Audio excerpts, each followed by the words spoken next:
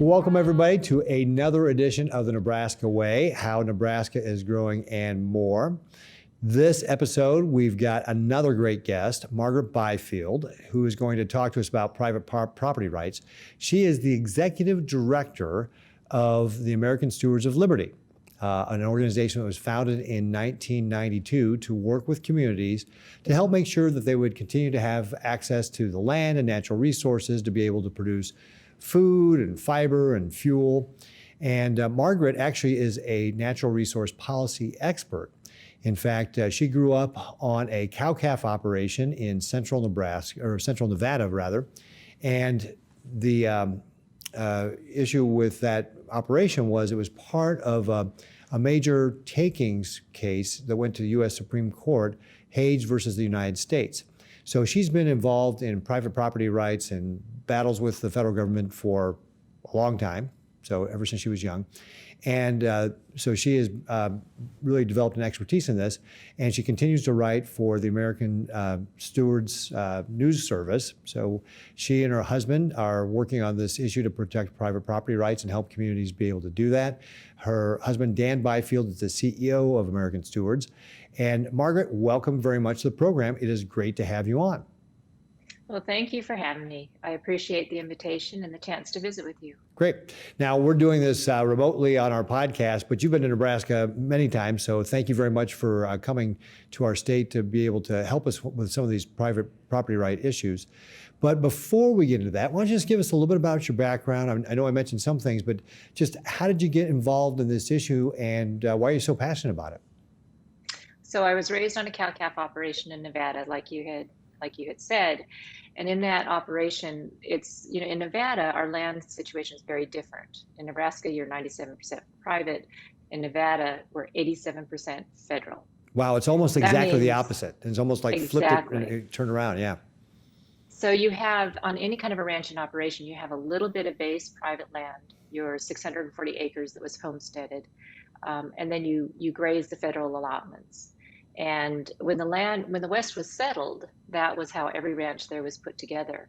And so you really cannot do anything in Nevada without having some kind of federal grazing connection and federal connection into your business. So in that setting, we ran on 1,100 square miles, which was both private and federal. So an average ride for us a day, I grew up on the back of a horse, an average ride for us was 25 miles a day. That was just normal. And because they're just such big open outfits that take a lot of acres to feed a cow. So, but anyway, grew up in that setting, and in that setting, the Forest Service in particular, and later the Bureau of Land Management, both were very interested in removing us from the land. And this is pretty typical. They made one of our mountain ranges wilderness. The other mountain range, they were also trying to get us off of, but primarily because we owned all the water. So we owned all the water that flowed from the federal lands to our private lands. And our operation was gravity flow to Las Vegas and gravity flow to Los Angeles. So there was a real pressure on the water to get control of the water. And we think that's part of the reason that they came after us like they did. But ultimately, we fought them for 13 years. And to give you just a little bit of an example of some things that happened, in our very first year there in 1978, in a 105-day grazing season with the Forest Service, we received 70 visits and 40 certified letters, each complaining of things we were doing wrong, violations to our grazing permit. And one example, one of these violations is we weren't maintaining our drift fences on Table Mountain. Table Mountain is a 12,000 foot elevation mountain, only 3 trails up and down. Takes a day to ride up, day to ride across, day to ride down. Because it's wilderness, you have to pack everything in. So we sent a man up to do this, and he comes back down, and Dad asked him, so what was the problem? What were we doing wrong? And he said, out of the 25 miles of fence, there was 1 staple missing. 1 staple? And that was our violation. That was our violation, yeah. So we went through, it was just absolute harassment. We went through 13 years of that. We filed 3 administrative appeals. We'd win each time. They give us our grazing rights back, and we could go graze again on our allotments, and then they come back and do it to us again. So after the 13 years in 1991, my parents finally filed the takings case, Hage versus United States, to try to resolve that in the claims court. Yeah, very good. And you ultimately, did that go to the U.S. Supreme Court, or did I misstate that? We did get denied at the Supreme Court. We weren't Okay. heard. We won at the claims court level, and then it was overturned in the circuit, the DC circuit in DC, on technicalities, not on the property rights issues. And then the Supreme Court didn't hear the case. So that was 27 years in court. Yeah, that's So frustrating. yeah, Yeah. yeah. So anyway, just long background in dealing with the federal agencies, having the experience of knowing how hard it is to operate when the federal agencies are your business partners. And now that I live in Texas, which is 97% private, it's night and day difference on how you are able to manage your land and operate a business. So was it the battle that your parents went through in fighting with the federal government on these grazing rights that really led you to become a natural resource expert and fighting for private property rights? Yes, I graduated from college right as we filed our takings case. And so we put together an organization to help, not only help get the case through because it was so precedential, but also to help other landowners not have to go through what my family went through. And that's really the passion behind the organization and the heart behind the organization is we don't want landowners to have to go through what we went through. And private property is so important to our nation, and it's something we really have to protect. Yeah, so that's what led you and your husband to found American Stewards back in 1992. Is that accurate? So in 1992, we founded Stewards of the Range, and Okay. he was actually founded another organization here in Texas around the same time. And then when we got married, we merged the two to make American Stewards of Liberty. Okay, very good, very good. So one of the reasons you've been to Nebraska so much is because you've been a leader in really exposing the Biden administration's 30 by 30 plan. Before we dive into the details of that plan, or before we get into some of the things that we've been talking about, maybe you could just give us kind of a background on the 30 by 30 plan, how we got there, and what the Biden administration, how they started this 30 by 30 plan in this administration. Okay. So during the election, we really started studying what the Biden administration may do on property rights issues, what his agenda may be. And that's, we started hearing about, of course, the Green New Deal were things that he was incorporating into his proposals if he was elected. So we started studying, or we always study the environmental movement. We really looked at what they were doing closely. And in their material, we started seeing a lot about 30 by 30, which mainstream was not aware of. So in diving into that, we learned that the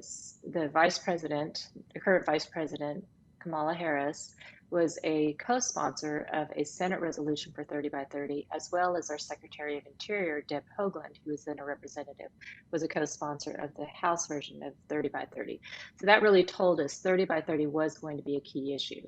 So one of the primary report, which because you've studied it, is the Center for American Progress report on how much nature should America keep.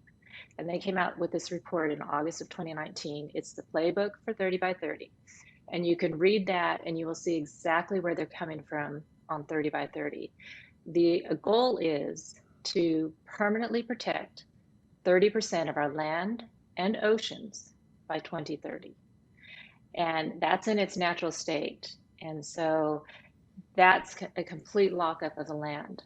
Now, what we're seeing, as is we're seeing that kind of being whitewashed and, kind of described differently. But if you really want to understand what the ultimate goal is, that is the ultimate goal. And whether or not they're successful depends on how well we push back on that and keep it from coming in. So when the Center for American Progress published this report in August 2019, why did they say that the United States needed to set aside 30%? Where did they get that number from? Where did that, how did they come up with that? So they are saying they're following the climate crisis science, if you want to call it science, but it's really the international science that's coming out. And using models, they have come up with this projection that we are going to lose 1 million species in the coming decades, 1/3 of U.S. species in the coming decades, if we don't permanently protect 30% of our land. And actually, that's just the first bite, as you know. They're really pursuing this concept called the half-Earth concept, which means what they're really working towards is permanently protecting 50% of the land and oceans across the world. This isn't just an American. Is not an American idea. This is an international idea that is being forced on the American people through the Biden administration. Yeah, and I know we're jumping ahead a little bit here, but it's interesting you say that 30% is not what they're looking for. They're looking for 50%. And interestingly, Gina Raimondo, who is the Commerce Secretary, about the 30 by 30 plan said 30% is not the end, it's just the beginning. And which is, again, kind of scary that they would be so open about that. But getting back to the Center for American Progress, you talked about they're looking for 30%. It's a kind of, I think what I heard you say is twofold: climate and then also species protection. What's the actual, you said they use a model for doing this. I can tell you my experience after going through this pandemic, models are wildly inaccurate depending upon the assumptions you put in place. What's actually the kind of the basis of the science behind their model, or how they're coming up with 30%? Because again, 30% seems kind of like a random, like a number, and it's a very round number for something that's actually supposed to have a scientific outcome, right? Yeah, the 30 by 30 is a marketing tool. It's not science-based. And you're correct about the models. I mean, that's the problem with them. They have, based on the concept that our Earth is warming and that humans are causing that. That's the basis for the models. Based on that, they're projecting out how much they think the Earth is going to warm and what that is going to do to species, how they will react to that. And based on their modeling, they've come up with this figure that we're going to lose 1 million species over the coming decades. And as you pointed out, that's flawed science. I mean, scientists know that models can be useful in maybe helping you see what areas you should be studying, or, I mean, it can be a useful tool, but it's not something you depend on, because it is just innately inaccurate based on the assumptions you put in it, as you said. But that is what they are relying on. They're relying on this projection into the future. And that's what makes it really onerous.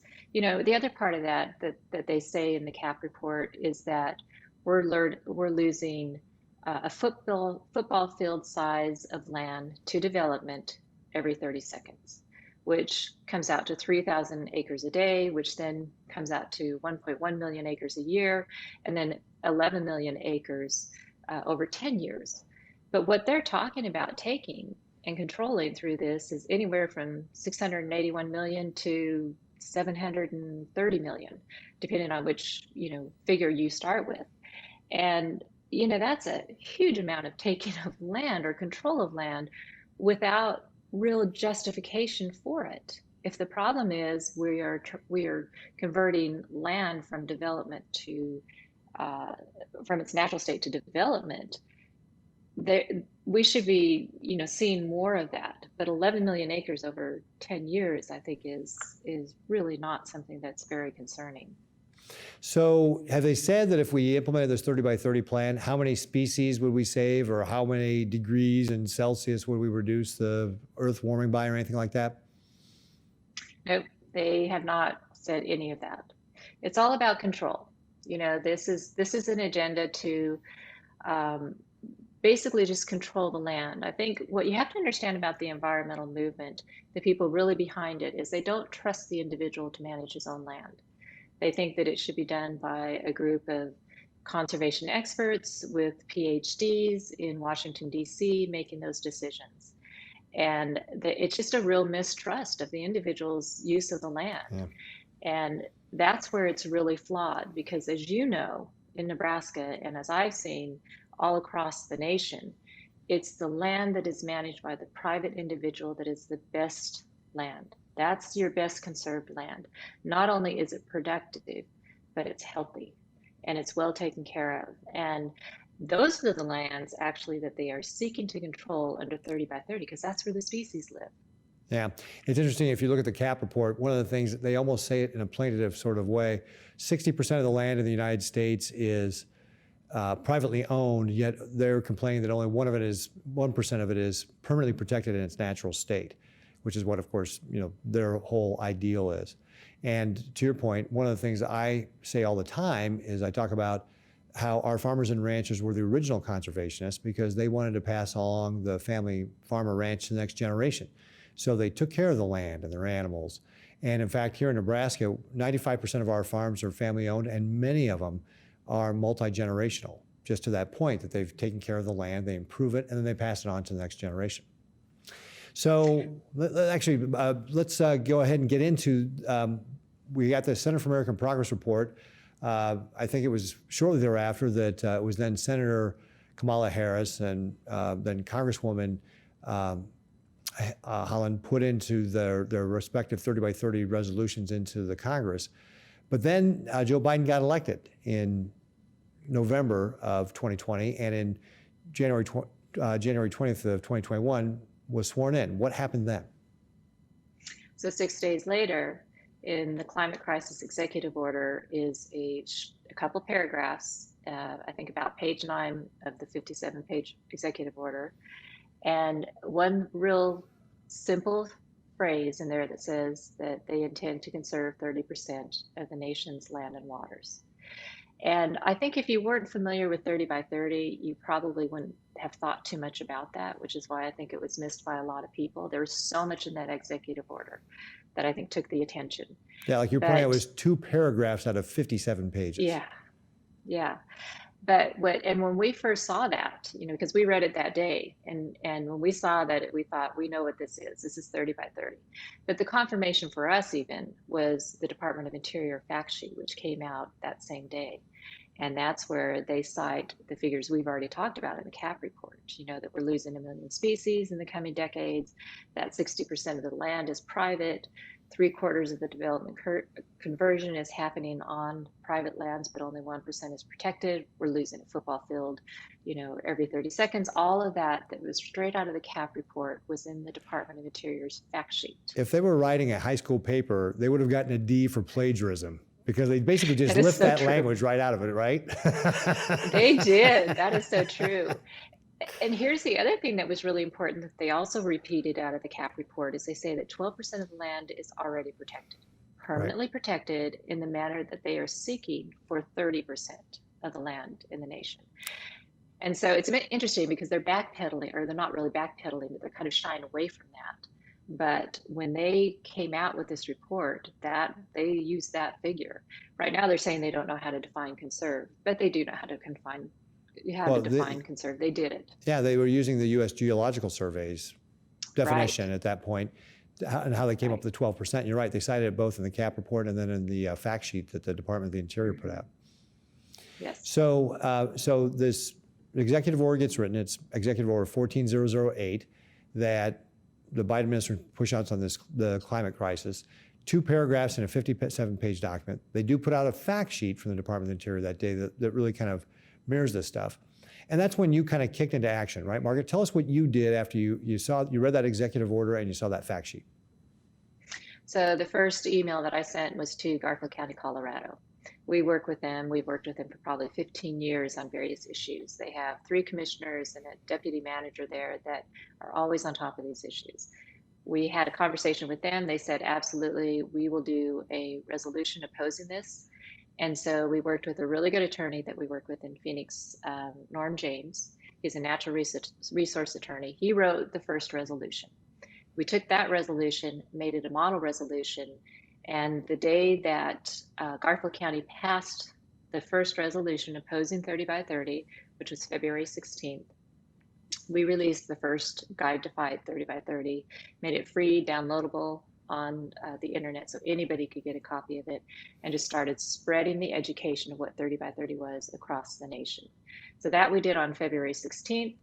And from then, and I think that got to your desk right about that time. I mean, you were one of the first to really look at that information and start studying 30 by 30.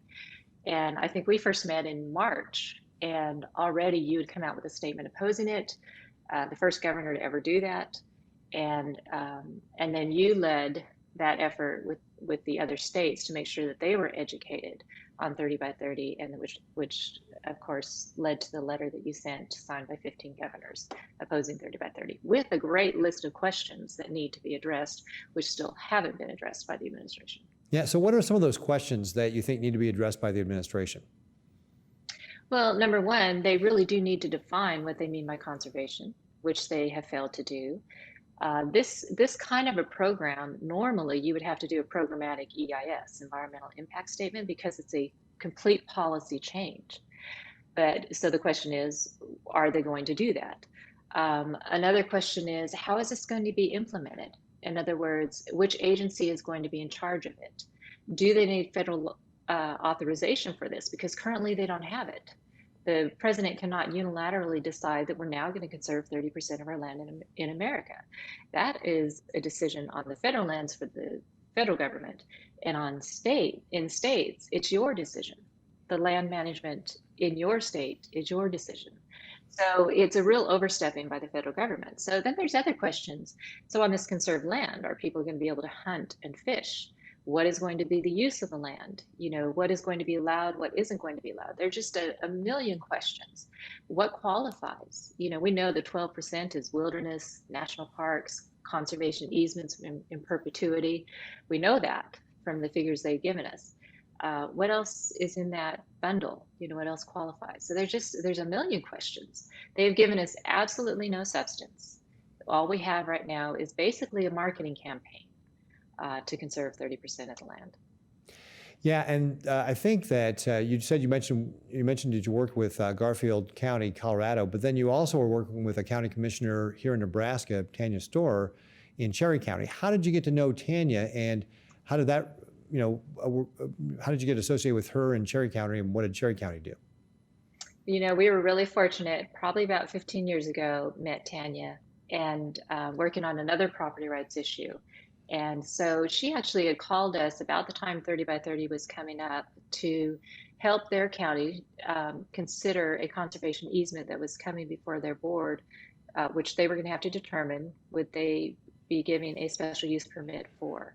So she wanted to bring in a different perspective on conservation easements, so asked if I'd come in and just help brief her board, the other commissioners, on conservation easements. It was during those conversations that 30 by 30 came up. And so I was telling her what we were seeing, and she said, you know what, when you're here, we should do a public meeting and get people educated. So Tanya is the reason we had the very first public meeting on 30 by 30, which we did in Valentine, Nebraska. She said, expect 50 people, and I think we had 350. I've heard as many as 400 turned out for that. And we started getting people educated. And that was a really, really important thing. Nebraska started the education campaign on this, absolutely. Yeah, and Valentine is not that big of a town. And I can tell you, having done town halls my entire, 2 terms as governor, 6.5 years now, getting 350 or 400 people to a town hall is a huge accomplishment anywhere in Nebraska, especially in small towns like Valentine. So there was clearly a lot of interest behind this. Can you talk a little bit, actually, let me take a step back, how you helped Tanya, because in Nebraska, we're actually, my understanding is, we're pretty unique in that our county commissioners have the authority to review permanent conservation easements and, either approve them or deny them. And is that really what Tanya was looking for help on? Yes, absolutely. And Nebraska is unique. You're the only state that I know of that has that provision, which gives the county some control over what kind of land use is going to be in their county with these easements. So yes, that's what we were looking at. And conservation easements, they're sold to the landowner from the land trust as being this really great concept. You're going to get a tax deduction, either an income or estate tax. Your land will never be developed. And so, a lot of landowners that really care for their land, they're thinking that sounds like a really good deal. But there is so much that the land trusts do not reveal to the landowner that is not good for the land. Number one, the land trust has the primary control over the land. The conservation purpose controls that land. And as you know, the fundamental right to a property right is the ability to control your land. So when you sign a conservation easement, you have signed that away. And that's why we say it's a private property right before you sign that contract. It's really not a private property right after you sign it.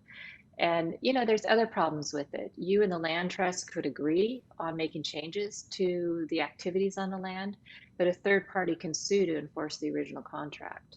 And, one of the other things, and we had this conversation when last time I was in Nebraska at your conference, And one thing I forgot to mention is that, because we had that conversation about it's permanent, nothing can ever change. But one of the things that can happen is a conservation easement can be condemned.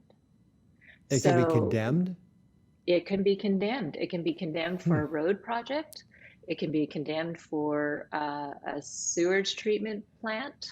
I mean, it can be condemned, and that's really interesting. Most people don't know that. I'm following a case right now in Colorado where there's a little town that is trying to condemn property that has the conservation easement for a sewage plant, and it's caused quite a stir in that little community. But that is an issue. But I think for landowners, what's important to understand is the first generation gets the one-time tax benefit, but it's the next generations that are then their usage is forever frozen. And as you know, in agriculture, there's no way you can continue to operate feasibly and in a way that improves the land if you are locked into making absolutely no changes. Nature always changes. So, I do liken it to if we had these 100 years ago, those who have conservation easements on their land are probably still going to be having to use horse and plow, to plow their land. I mean, that's really how prohibitive it could be. So, and there's different degrees on how the contract is written, but there are also similarities that don't change. Well, that's one of the things that here in Nebraska, at least under Nebraska law, if you sign a conservation easement, it is permanent. It is forever, unless you sign an agreement that is for a limited term of years, in which case then at some point that conservation easement comes up and somebody else could take a look at that land and decide whether or not it was appropriate to have that conservation easement on it. But unless you actually sign that agreement limiting that, by definition under Nebraska law, it is going to be permanent. Yes, absolutely. Yeah. All right, so you were helping out Tanya. You had this town hall meeting, and during that time frame, as you mentioned, I actually organized about 15 governors, including myself, to send a letter to President Biden, asking him some of these questions. Reminding me he has no constitutional authority to do this, but asking him how he plans to implement this. Just so everyone, our listeners and viewers here know, he's not written back to tell us anything on that one, but they did release the America the Beautiful plan. Why don't you tell us about that? Did that help us? Does that give us any more information about what they're intending with this America the Beautiful plan? No, it's a great marketing campaign, though. It's really interesting what they did. Right. Who I doesn't want think it's America to be beautiful, right? exactly. And I'll have to tell you, this last weekend, we actually went through Yellowstone National Park.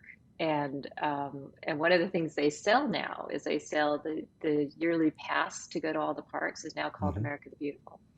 So we're seeing it kind of spill over into the marketing elsewhere. But so the plan comes out, and that's the first thing that they did is they had to rebrand this. So 30 by 30 is how the environmentalists know this program. And the day that the executive order was signed, you could go to any environmental website and you would see this chorus of, yay, the Biden administration has implemented 30 by 30. And that's what they have all called it. Well, frankly, Governor, the pushback from the grassroots, has forced them to have to make this marketing shift and try to paint this differently because, as you know, it was labeled a land grab because that's a huge taking of land. Right. And Well, getting back to you're worried about 11 million acres being used for development over the next 10 years, and you're asking for over 400 million. So yeah, that's exactly. kind of land grab there, exactly. right? Yeah. It's kind of a land grab. And I thought it was really interesting how Secretary Vilsack from the Department of Agriculture was the first from the administration to come out and try to defend the 30 by 30 program. And he was trying to sell increased conservation reserve program enrollments, get more people under these conservation programs. And as he was doing that, he was trying to explain how this 30 by 30 program is not a land grab, which Right. I love because he has to say land grab to explain it's not a land grab. So they were on the defensive. I don't think they really expected to have this kind of a pushback from the landowners and from you and other governors. And so that is what caused the shift. That is why we see this new marketing plan, which is what America the Beautiful is. And the first thing they do is say, we're no longer calling it 30 by 30. It's now called America the Beautiful. I think another thing that's really important in there is how they say they cannot define what they mean by conservation. So they say we're not talking about protecting, we're talking about conservation. However, we are not quite sure how to define that. So that really falls flat, I Which, think, for I most mean, people. there's so many problems with this plan, but let's just take that one. If you're going to say, hey, we're going to have a goal of getting 30% of land conserved, but we really can't tell you what conserved means, how do you know if you ever reach that goal? Exactly. Exactly. But I think that's part of what they've done is they've taken the substance out because it makes it harder to attack. So I think they're just selling the dream and not revealing to people what they plan, how they plan to implement this. In the meantime, they are implementing this. And that's what we really have to follow because you look at the rhetoric and it's good to understand what they're saying, but then you have to look at what are the actions? What are the things they're doing on the ground to implement this? Well, And that's what's the most concerning. yeah, so let's talk about that for a second because, again, Secretary Vilsack, when he was defending this, seemed like he was kind of frustrated. He said, hey, we're just doing the same, expletive thing in 21 that we did in 20, which is these voluntary conservation programs. It's one of the things that was in the America the Beautiful plan. They went on and on about how, oh, we're going to work with farmers and ranchers and fishermen to do this all voluntarily. Secretary Vilsack said this is going to be the same conservation programs we've had. But we've had these conservation programs around for literally decades, right? CRP, for example, has been around since the Conservation Reserve Program has been around since 1985. And in the intervening decades, the U.S. Geological Survey says we're at 12%. So if we've had these things around for decades and got to 12%, how can they possibly think we're going to get to 30% in the next, 9, 10 years? Well, and that's an excellent point. And you're the first to really point that out, that that what we've been doing already isn't going to get us to 30%, but that's what they're selling. They're saying we're just going to help working ranchers continue to work. We're going to do more of what we're already doing. As you have appropriately pointed out, that's not going to get us there. And even the little details that they do put in the Beautiful plan, such as wanting to make sure that there's a park within 10 miles of every citizen. So that's basically your state and city urban parks, right? Right. Well, even if you did all that, you're still not even close to 30%. So all kind of the actions they put in there are really small actions that aren't going to get us there. So again, your point is very, very well taken, and I'm glad you've been making it. Is their solution will not get us to the 30%. So what aren't they telling us? Yeah, either they're not going to make 30% or they're not telling us everything. But that gets back to how are they going to implement this? Let's say they do put more money into conservation programs like the CRP, and they get more farmers and ranchers to sign up for that. They'd probably impact it marginally. But what else do you see that the federal government is looking to do? Well, it really is about control. And so we have to look at the tools they already have in the toolbox to use. One of those we think they are going to use, and they are using already, is the Endangered Species Act. Because and what we're seeing is we're seeing an increase of proposed listings or critical habitat designations on range-wide species. So we're not talking about the little snail that's in 10 miles of a little stream that needs to be protected. We're talking about lesser prairie chicken, which is in 5 states. We're talking about expanding critical habitat for the spotted owl in the Northwest from 6 million acres to 9 million acres. We're talking about the American burying beetle, which is one of the species that we petitioned to have delisted, and that covers 11 states. We got it downlisted to threatened, but now they're coming back and they're wanting to list it as endangered. That covers 11 states, including that's one of the species in Nebraska. Nebraska, right? Yeah, so we're seeing, and this is, with our delisting program, we have 3 ESA attorneys that we work with. And I asked them this question on one of our calls was, are we seeing an increase? I'm seeing an increase in species proposed listing. But I wanted their opinion, and they said yes, but we're seeing it more from the range-wide species than we had in the past. So, and this is something else. In the president's $6 trillion budget proposal, there's language in there about how part of this is going to help implement America the Beautiful. There's no line items, but there are line items in there for ecosystem management, range-wide management of the ecosystems and restoring these ecosystems. So I think we're going to see, not a small regulatory attempt on little pieces of land. We're going to see the big swaths through designations of endangered species across multi-states, multi-regions. So that's one of the things I think we're seeing that we're going to have to watch. So it's fair to say that the federal government's not planning on using, say, for example, eminent domain to come in and say, hey, I'm just going to take your land. What they're going to look to do is find ways to be able to get regulatory authority over private land so that they can then force you to do something you may not want to do. Is that a fair statement? That's absolutely correct. Yes, they have to they have to get the voluntary agreement of landowners to put this into place. That's the only way they're going to be able to do this. Because does the Endangered Species Act apply to private property?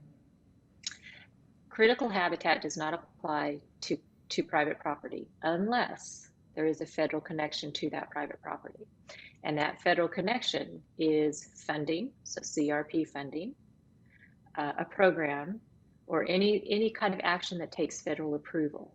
So a permitting action that takes the approval of the federal government to say it's a wetlands permit or anything like that, that takes that approval, then triggers the restrictions that the Fish and Wildlife Service can place on the land, because that process has to go through a consultation with them. So yeah, it's a little convoluted on how you get there, but they absolutely have that authority.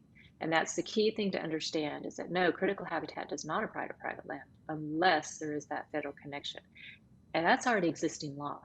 Yeah. They don't have to do anything else. That's already something they could use right now. And it simply takes a policy shift from, say, a Trump administration, which was less regulations, more use of the land, to a Biden administration, which is permanently protect 30% of the nation in its natural state.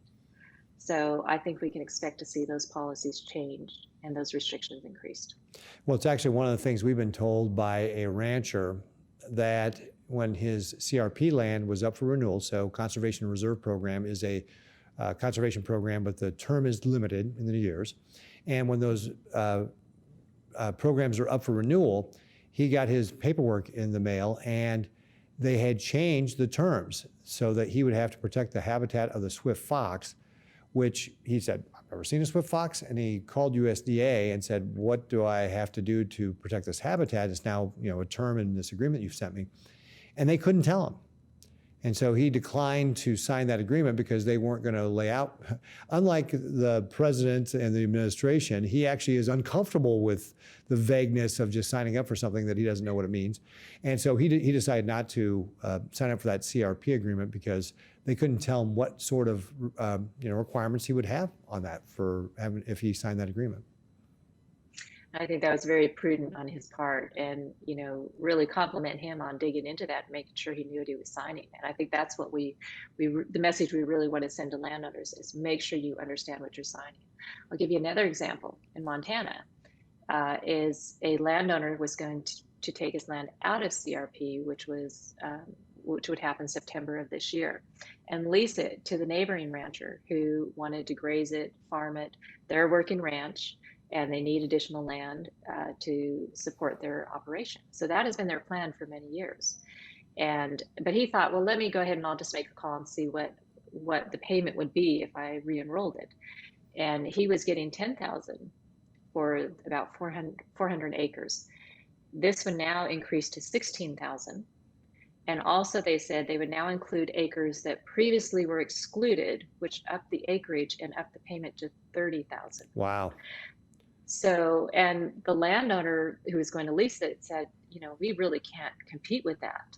And so he's planning to go ahead and re-enroll it. So what has happened now is by increasing the amount of money they're putting into CRP, the federal government is not working with working ranchers. The federal government is competing with the working rancher and farmer with our taxpayer money. And that's the other part of this we've got to be careful about. Yeah, because it's not really fair, because the federal government can print its own money and we can't. No. not even at the state of Nebraska, we don't get to do that. The state level, we don't get to do that. So that's interesting. So those conservation programs is definitely one of the areas that they are looking to expand that control. Back in the Obama administration, the EPA tried to expand their control over waters in the United States through the Waters of the U.S. rule that was relying upon the Clean Water Act to be able to expand their authority. And ultimately, the state of Nebraska and other states sued the federal government, sued the EPA because they were unlawfully trying to expand their authority. EPA can only regulate navigable waters, and they were trying to do things like roadside ditches and ponds on farms and puddles on construction sites, which are clearly not navigable. And so we were successful in stopping that, and the Trump administration came in and rewrote that. But now I understand the Biden administration is going to reopen that Waters of the U.S. rule. Is that part of how they're looking to expand that regulatory authority, that control over private land? That's another one of those tools in the toolbox. So absolutely, because if they can control the water, they can control the land. So that Waters of the U.S. rule is going to be really important that we really watch. But yes, they've already said they're going to redo the Trump rule, that we're not quite clear because they haven't been clear about this either. But they have said they want to go back to the Obama rule, maybe make some changes, because now they have to get that to comply with court decisions, which you guys were very successful in achieving. And so they've got to figure out how to write that so it complies with that, but still can be as restrictive as they want it to be. So we're going to have to watch the rulemaking on that very closely to see how they come out with that again. And, Governor, you're probably going to have to step up again and defend us again on that rule, because I do expect that it's going to be pretty restrictive, and we're going to have to push back on that. But yes, that's a great way to control land. Yeah, and then my recollection from that fight back in the Obama administration was one of the concerns was that if you're a landowner and you had a roadside ditch or whatever, even a temporary water source, right, and you did not have a permit for it, and then it rained, some environmentalist group could come along and basically sue you to get a permit, and then the EPA would have to dig into it and determine whether or not you'd have an permit. And maybe if you had a need for a permit, then you'd have to keep filing that. If not, you'd still have to spend the money to defend yourself in court. It sounds like, again, another way for a third party to try and enforce is kind of like similar to what you're talking about with the conservation easements. Yes, absolutely. And, the environmental groups work hand in hand with the federal agencies. They have the same philosophy, which is control the land, because they don't trust individuals to do that. So they work as a team. And that's the other thing we have to watch for, especially on these species issues, is the environmentalists will sue the federal agencies, and then they get into a settlement agreement, which is, pretty favorable to the environmental groups. And that's, another thing, unfortunately, that we have to stay on top of is we have to intervene in those cases to make sure that it's, really the kind of settlement, if there is a settlement, that doesn't hurt the landowner. But yes, that's definitely something else that they do. And Waters of the U.S. is going to be a key issue. We've got to watch it very closely. Yeah. So with regard to this, another issue with the 30 by 30 is that a lot of ag groups have said, well, we want to be a seat at the table to negotiate this. Talk about that strategy with regard to some of the national ag groups, and what have you seen from the ag groups, and what are you hearing, and what's your opinion on this? Well, I fully believe if agriculture would stand up to this and just say, no, we are not participating in this program. We know that the best way to conserve land is through private ownership and as few restrictions as possible on the landowner. Those are the best conserved lands. We need to defend that position. We have to realize whenever you get into a negotiation, what are we giving up? What are they giving up? And at this negotiation, we're giving up everything. They're giving up nothing. Nothing, yeah. Nothing. Everything that they are doing is taking something from the landowner. And so it really is up to these national associations to stand up to that and just say no, and that's going to be problematic, because right now, they're taking the position that because the Biden administration has said they're going to respect property rights, and they just want to work with working landowners and help us do what we do already better. They're kind of buying into that narrative, which is not good. We have to remember that we are not having a seat at the table. We are the menu item. We are the main course. Yeah, you don't have a seat at the table. You're on the menu. Yeah. And I fully believe that if there's a negotiating position, that's important. that, when it's time to negotiate, it's time to negotiate on things. But we also have to remember what period we're in. And I really liken this to, Churchill and Chamberlain. This is not a moment for Chamberlain. This is a moment for Churchill. They are coming for our private property. And what is really kind of offensive to me, just to be real frank, is we already have our private property rights guaranteed. That's not Yeah. up to the president to decide if we get to keep those. The Constitution already protects those. It's not up to the ag groups to negotiate those for us. The Right. Constitution already protects those. So that's where we draw the line in the sand. That's where we should be standing and defending this. And we really need the national associations to stand up and defend that position. So if I'm a landowner, what can I do to push back on 30 by 30? What are some of the steps I can do to protect myself? So I really think, first off, absolutely, we've already talked about like the CRP programs, these conservation programs. Understand that the Biden administration is going to be knocking on your door with a lot of really good offers to get you enrolled in conservation programs. Look at those very, very carefully. Of course, number one, stay away from anything in perpetuity. That I think we can say pretty clearly. The other programs, look at the contracts very closely, like the landowner that you talked to that discovered the Swift Fox in his contract. Be very, very discerning about those contracts. The second thing, of course, is make sure your counties are aware of the program and that they oppose them. In Nebraska, Governor, you've already made sure that the counties know that, and you have the most counties opposing this. I think Yeah, we got 56 counties, 56 now. 56 now Okay. have passed the resolution opposing 30 by 30. Plus, we've told people you don't have to be a county. It can be any tax or property tax collecting entity. One of our natural resource districts, we've got 23 in the state. One of them has also passed a resolution opposing 30 by 30. And that is fantastic. And that's really, really good work. That's fantastic. That's absolutely what you need to do, is make sure that it's understood that this program is an international program. It is not locally supported, nor is it locally pushed. So that's what you're doing through those resolutions. The second thing is we really need to make sure our U.S. federal representatives are aware of this and really pushing back, because we expect that any attempt to authorize 30 by 30 is going to come in small bites, stuck inside bills. And we need our people back in DC really watching every bill back there for anything that may get them to a portion of 30 by 30 through new programs. And so it's really, really important that they take a stand opposing 30 by 30 and that they're well educated on it. And one thing that I would tell you that concerns me is early on, there were 2 letters sent by Congress, signed by a total of, I think, 70 U.S. senators and representatives opposing 30 by 30 and asking a lot of good questions, just like you did. And that was so important they did. I was so pleased to see them come out and do that. That was led by Representative Boebert. But then she filed the Termination Act, the 30 by 30 Right. Termination Act. And In the House, I think there's right? only in the House, and there's only 25 co-signers of that.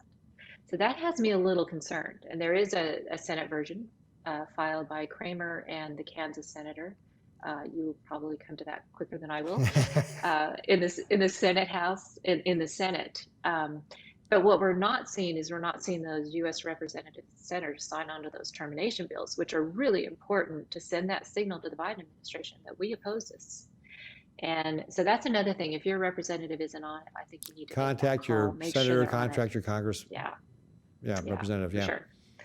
And then also, every landowner really just needs to watch what's going on in their community, communicate with each other, communicate with the counties whenever they see a new federal program coming in, and communicate with the state. Make sure you're aware of it as well. That's important. It's going to be education, knowledge is how we're going to fight this.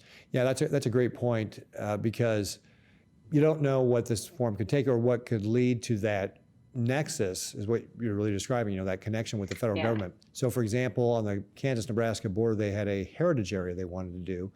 One of the things that goes along with a heritage area is a NEPA review, the National Environmental Policy Act review. Again, and that could create that federal nexus, right, where they could start saying, okay, well, you guys are all in this heritage area. You had to have this environmental review. This is what you have to do. Yeah, and what's really concerning about the National Heritage Areas is that they're managed by the National Park System. So that's a federal program. and it is funded through through federal money.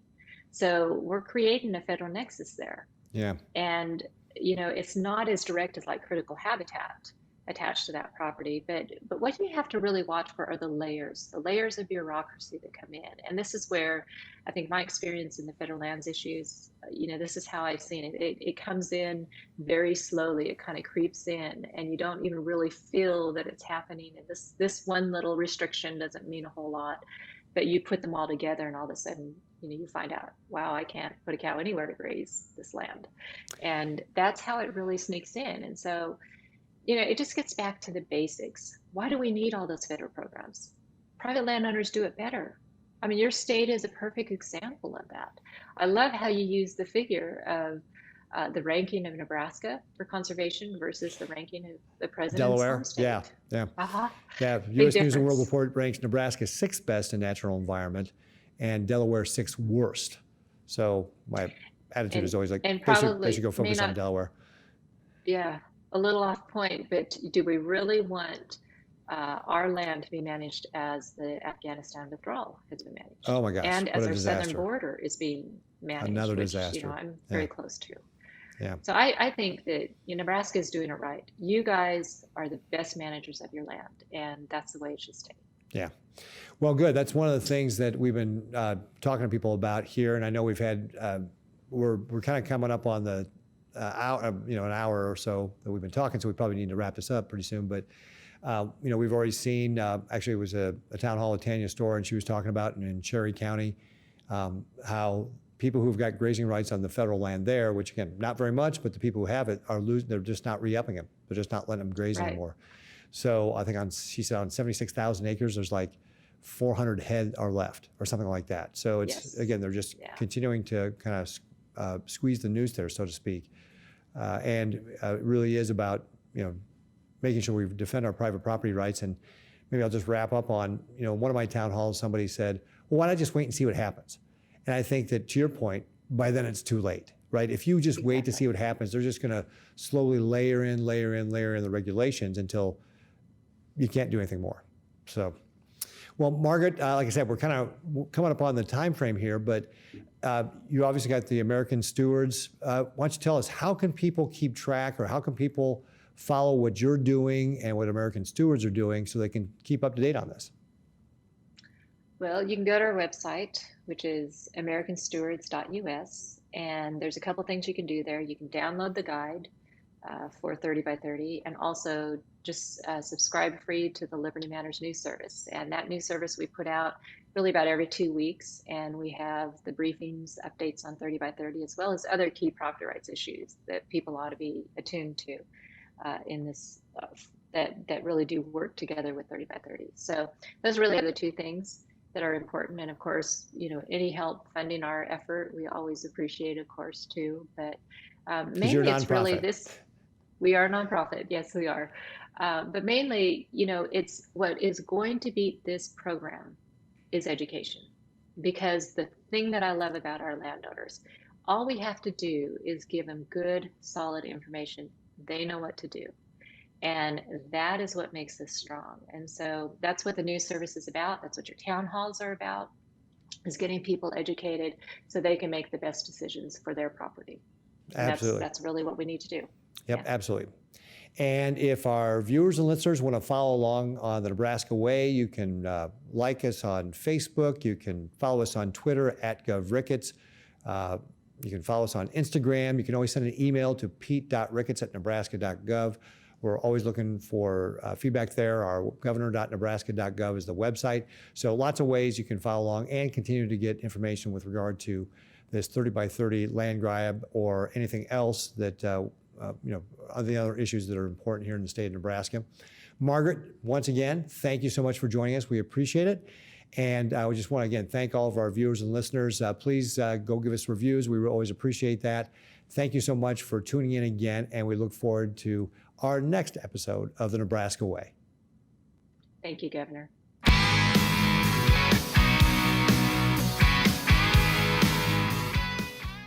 Paid for by Pete Ricketts for Governor, 1610 N Street, Suite 100, Lincoln, Nebraska, 68508.